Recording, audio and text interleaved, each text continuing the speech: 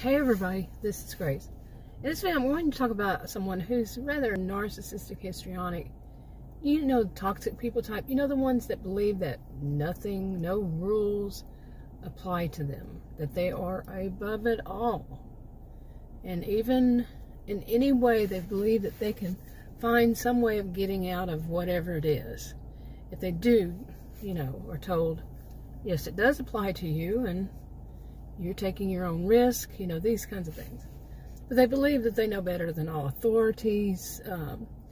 They even believe that they're lawyers, even though they've never done anything toward any degree to become such. Nothing. But they are the type that believe that they know everything. And like I said, the rules, any rules, do not apply to them. I'm going to give an example. Okay, I'm going to give an example. I've used this as an example before. It's a hypothetical fictional kind of situation. But Donna is one who, she's in her 50s, and Donna is one who has always thought, you know, since she was very young, that rules don't apply to her. You know, like in school, she was, you know, the other kids have to be quiet, but she didn't have to be. You know, she could talk whenever she wanted to. She goes into the principal quite often, but they can't do anything to me. You know, they send her home. Her parents were like, you know, she gets suspended or whatever it would happen. Nah, well, that's just how it is to her, even as a young child. She's a very loud person, she always dressed, even from childhood, dressed in very odd ways. And she laughed very loud, like a cackle, and she always wanted to be center of attention. You know, when she was young, her parents found that a little bit humorous, you know, and her older sister was a little bit like that too. They found it humorous, but as she aged, it wasn't humorous.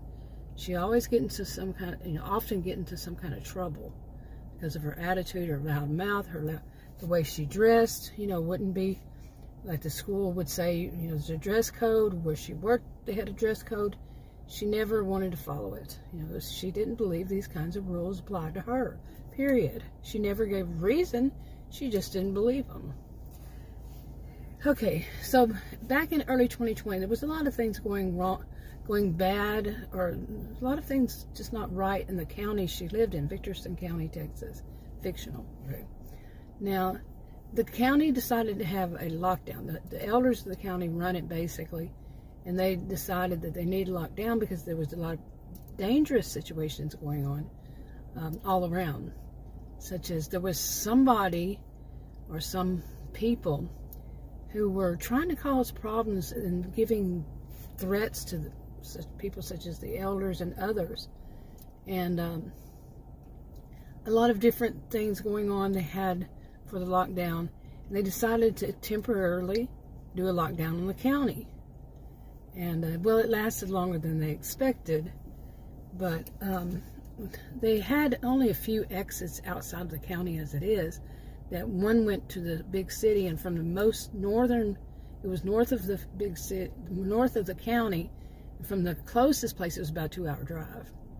And inside the county, they basically, people made their own stuff. You know, they had several towns, and the people made their own stuff and sold their own stuff. And there was one distribution center town called the Outlaws. The town was actually called that. History. They had as a history.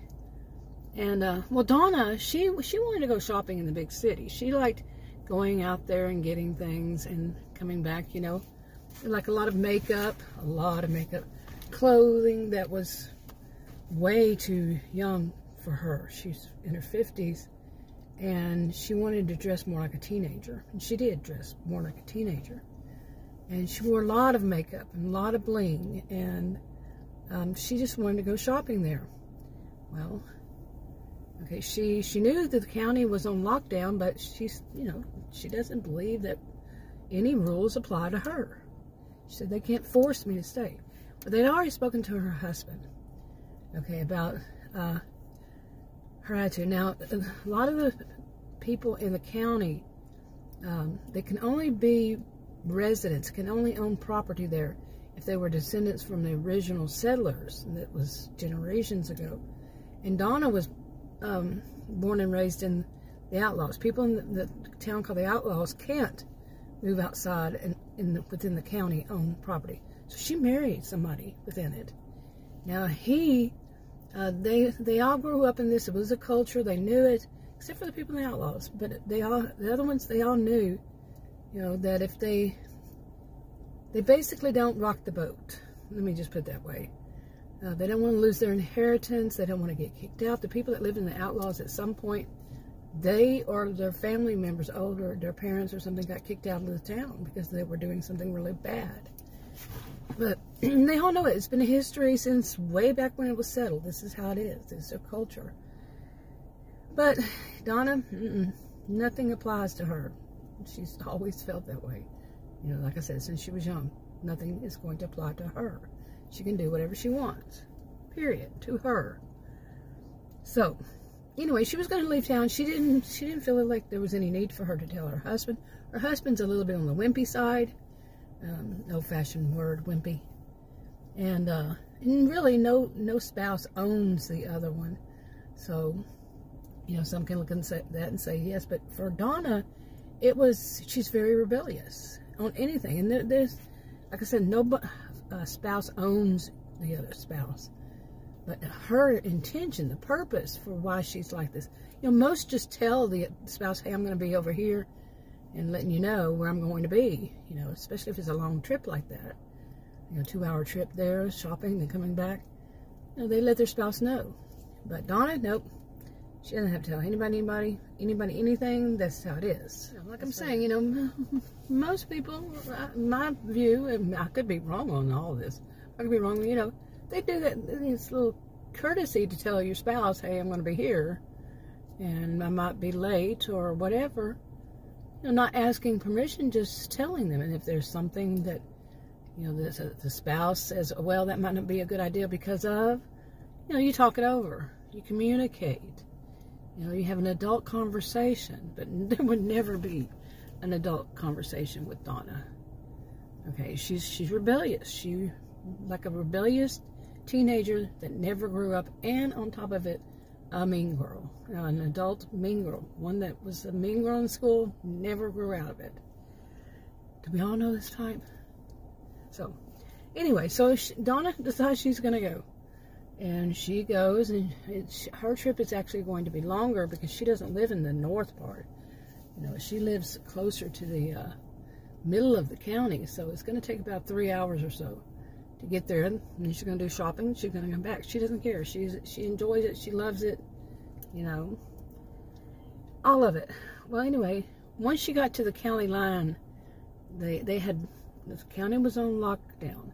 So they had a, what is it called? Where they stop and they talk to you. Well, when she got there, they told her, they said, if you leave the county, when you come back, you're going to be in quarantine.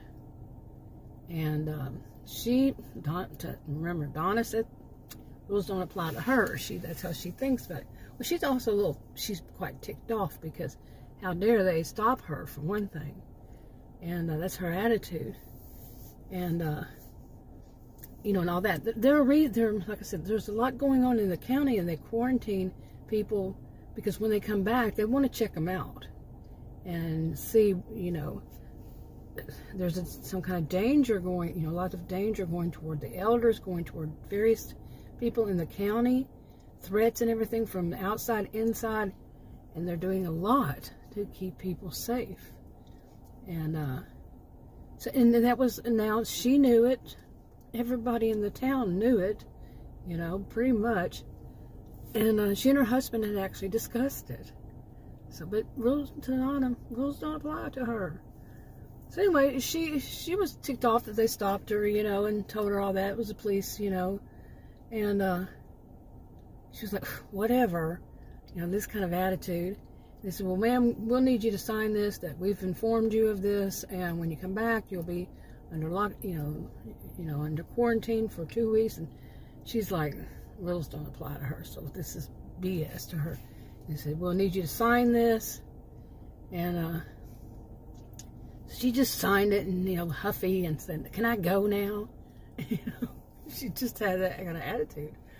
And so she went ahead and she went shopping, and, you know, she had left in the morning. She went shopping, took herself out to eat, and all these different things, bought a bunch of stuff, and, you know, like a lot of makeup, like I said earlier, you know, a lot of bling, and, you know, more to make her look even more dressed like a histrionic and someone who's a teenager when she's in her 50s.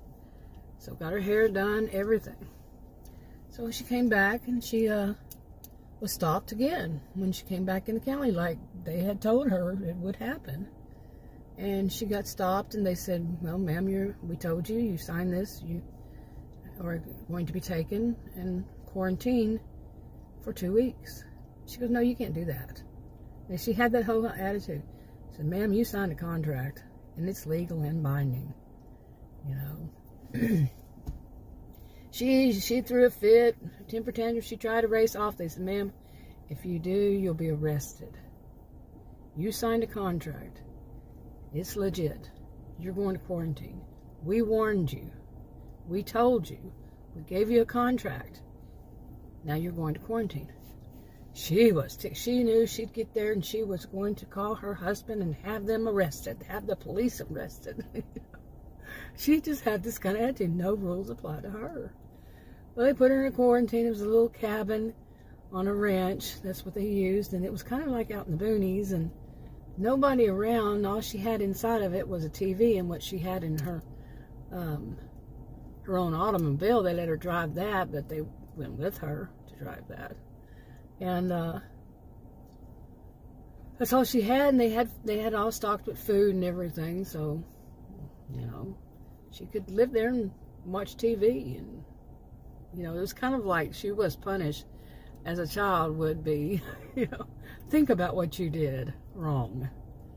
Okay. Now, other people that are coming and going, they're doing it for legitimate reasons. Hardly anybody's leaving the county because they, like I said, they buy within. They have one distribution town, you know, center town, and nobody feels any need to go out, you know, given what was going on. But Donna is one of those who just believes the rules don't apply to her. So anyway, she had to quarantine out there all by herself for, you know, they said that there would be guards around so she wouldn't take off. They took her keys, and it said it in the contract what they would do. She just didn't believe any contract would apply to her. And she did contact her husband, and he said, there's nothing I can do about it. You signed that contract. They warned you.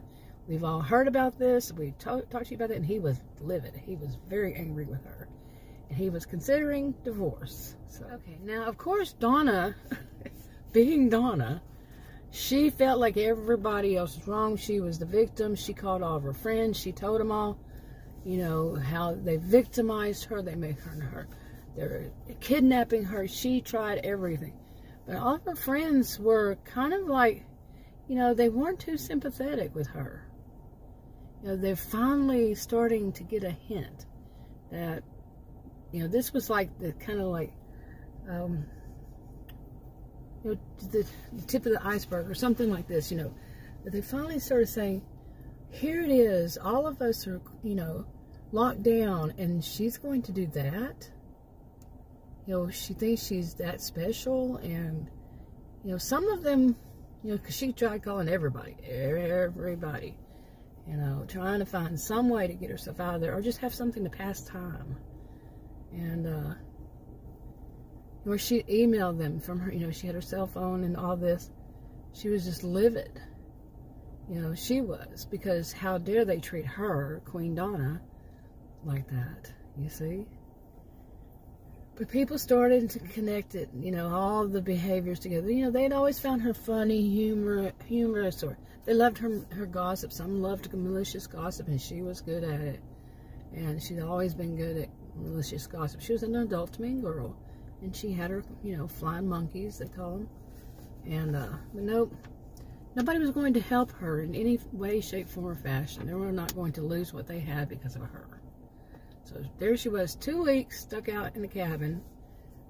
Really ticked off when she went home. But she learned her lesson. Or did she? You know, do you think this type ever learns their lesson? Ever? Well, just stay tuned and find out more There's already other videos up. You can watch those on Donna. I'll talk to you in another video. Bye.